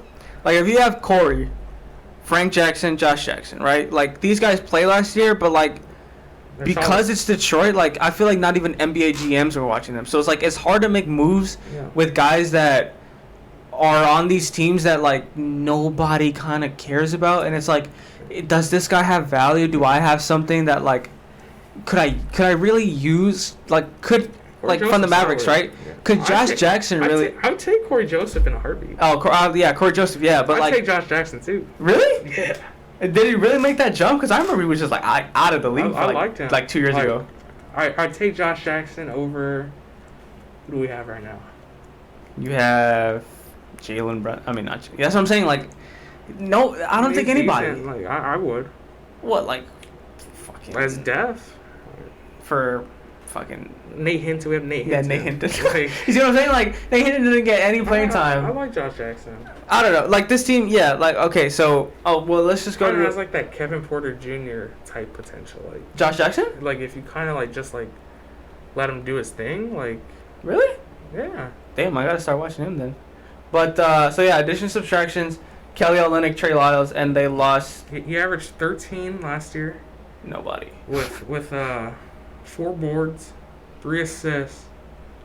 The 3-point shot's not there, but no. He shot like 47% from the field. Oh, okay. It's solid. It's solid. Okay, so I need to watch Pistons games now. But so yeah, addition subtractions. They got Kelly Olynyk and Trey Lyles. They lost like nobody. I think they lost Wayne Ellington mid-season, but. Oh yeah. Who else did they lose? Dennis Smith Jr. Mason Plumlee's gone. Oh, Mason Plumlee's gone. Davidas Servidas. Davidas Servidas. Jesus Christ. Diallo's back. Hamidou Diallo. We got a Twitter note earlier. When do you think they're gonna give up on Doumbouya? I feel like he's kind of been like we like to say 2 years away. Yeah, from being 2 years away. Yeah, this Sekou is really one of those 2 years away from 2 years away guys. Like they drafted him a couple years ago, like with the thought, can we develop the shot on him? Yeah, he's like. Oh, okay. That's who. Okay, you remember Ousmane Garuba, right? Yeah. That's second Doumbouya. Yeah, like Doumbouya, 28% from three his rookie year, 22% this past year. Like when it's supposed to be going up, but like he dropped in points too. Yeah. 6 to 5. Like Sekou has the body and the frame to be like the best. Could be a best defender on the team, or especially on this team, and can shoot the ball like 30%. Like he has that potential and like be a great dunker. Like he has the defense oriented like mind to just like go out there and like I'm gonna shut down LeBron. One of those players. So like this team. So you're gonna give Cade the most minutes you can give him. You're gonna give Jeremy Grant the most minutes you can give him. Killian, I don't know how many you give him. I think this is one of those teams. I put 25 to 28. 25 to 28. What do you have, Sadiq? I have him going like 25 to 32. 32? I put Jeremy Grant 35. Okay. Cade 30. Killian 25. Sadiq 32. Olynyk 27. Store 25. Okay, yeah, that makes sense. I mean, yeah, Sekou will get good minutes off the bench. Josh Jackson will get good minutes. It's good. It's a good. This is a better step in the right direction than with Cleveland, obviously. Yeah. And so, I think they have been able to speed up the process with just one pick. And the development that they had on 2 guys, on Sadiq and Jeremy's development from last year, then adding Cade, just sped up the process a little more. to where like they got so lucky with Sadiq. Like Sadiq. Oh yeah, like they'll be in the lottery this next and that's not a bad season, thing. but that's not that's not a bad thing. So it's just advanced the process for grabbing Cade, especially if Cade finishes the year rookie of the year or coming close to it. I mean, we've seen like this kind of arc before. Yeah. Like I mean, most recently Luka, right? Yeah. So rookie year, they won like 20 games. Mm-hmm. They didn't do much. We didn't have our pick that year, I don't think, because of Porzingis. Yeah. But they have their own pick, and if they do bad, you pick up another guy. Bam! Next season, 48, 50 wins, and that's what the Mavs did. They went to the playoffs that next year, took a huge step. You add another guy in the lottery, another year of development for Sadiq. Isaiah Stewart gets better. Yeah. Cade gets better. Like, I definitely like that upside more than Okoro and Darius Garland. Yeah. Getting better. Yeah. What play style would you say you'd put this team in? Like, what are they running gun? They're obviously not 3-point shooter. Are they like vertical space heavy? Cade, Isaiah Stewart, pick and roll would be nice. Kelly Olynyk in the pick and roll option with Cade. Yeah, like besides Sadiq, do they have enough 3-point shooting? To like Corey Joseph's a knockdown shooter. Cade showed he could shoot the ball. Yeah, he went 7 of 10. I think one game. I was surprised by that. Yeah. Jackson's been a good shooter. Sekou can't shoot. Killian showed he can hit a little bit. Kelly can shoot, obviously. Yeah. Like they definitely have the ability to have a lineup that can shoot. Like you put Cade with Corey Joseph. Okay. Sadiq, Jeremy, and Kelly. Yeah. That's super spacing right there. That's super spacing. Yeah. That's 5 out basically. And then going small, they're still kind of big because Cade and Jeremy are both 6'8". Yeah. So it's like, damn. Yeah, like if you go small, you go Jeremy at the 5, Cade at the 4, Sadiq at the 3, Corey and Frank Jackson maybe. Right? Like you keep Killian at the 2 and you put Corey. Like that's Jackson and Corey Joseph are like from the same cloth as like Brent Forbes. Yeah, that's honestly kind of a pretty good lineup. I really Dwayne Casey, right? I really hope Dwayne Casey. I see that lineup one of these days. Jeremy at the 5, Cade at the 4, Sadiq at the 3. Because there's obviously positionless basketball. Nobody cares. But what player would you compare Killian Hayes to? I mean, I haven't seen him much. He's going into his second. Yeah, right. Yeah, second. I think he second. Got hurt last year. See, I don't know. I haven't watched much honestly, but I think. I mean, nobody watches fucking Pistons game, but Dwayne Casey got to coach Kyle Lowry. Right. Like he doesn't have the I don't think he has the defensive as Kyle Lowry, but he could be solid. I mean, the only thing good or that I know of him is that his name's Killian Hayes and he's a lefty. Like he's a he's lefty. Yeah. I don't know what else to say, but I mean, this is better this situation is better than Cleveland's situation, and so I see them obviously being higher in standings than Cleveland, but like ceiling 10 seed honestly, floor like 12. Like they're gonna be in 10 to 12 range. Ceiling they qualify for one of the play-in spots. Yeah.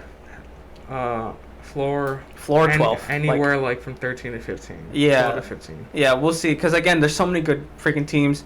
They're gonna go to stretches where they're gonna have to go to Boston. They're gonna have to go to Miami. They're gonna have to go to Brooklyn. They're gonna have to go to Milwaukee. Like all in like a month stretch, and that'll be tough. And then it doesn't get much easier going against teams in the West. Yeah. So I mean, they're a young team. Very young. I feel like this year will serve as like a development year, and we'll push them forward for next season. Exactly. Which, I mean, I'm not mad about that. I mean, you're in a better place already than like a Cleveland, a Toronto. Yeah. Yeah. So, I like this team. We will get into other teams later as we continue this overview from, again, basically the name of our podcast, which is Basketball Operations Podcast. We're going to keep putting potential lineups out there for you guys. Mark, get me in the front office. Keep looking over team roster constructions, team evaluations, all that stuff to like help us understand the team better, to where we're able to like email Dan Gilbert if you wanted to. Just send him this entire podcast. He hires right now, dude. Yeah, Have you seen the way he runs his podcast? just send him the entire podcast. Like, oh yeah, that makes sense. But yeah, all this stuff. We will cover every team, all 30 NBA teams. We're gonna go by division. Yeah. So this time it was the Central Division. Next time we'll probably do Southeast Division. Yeah, sounds good. So yeah, this is really fun. Please subscribe. Please like and hit that subscribe button for us, please. It's the big red button under our video. We will gladly appreciate it because it just gets us more involved. It gives us more things to do. And obviously this off season is when we make the money, man. This is when we continue to grind and continue to do our thing. Thank you for joining us, and catch us on the next one. Have a good one.